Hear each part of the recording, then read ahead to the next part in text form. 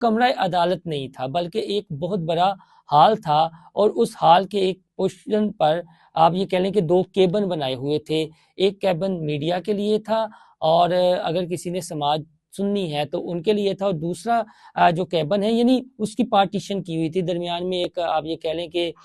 Sheet لگائی ہوئی تھی انہوں نے لکڑی کی، اور اس سائڈ پر فیملی نے بیٹھنا تھا، اس سائڈ پر صحافی تھے۔ فیملی میں عمران خان کی میں عظمیٰ خان صاحبہ اور علیمہ خان صاحبہ اور ان کے ایک کزن تھے۔ خیر تقریباً 11:40 پر عمران خان صاحب نمودار ہوتے ہیں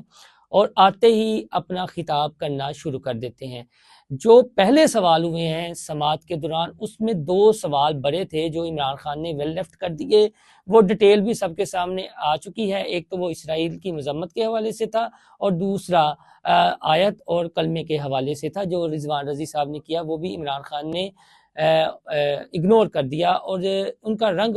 پھیکا پڑ گیا جب یہ 2 سوالات ہوئے۔ لیکن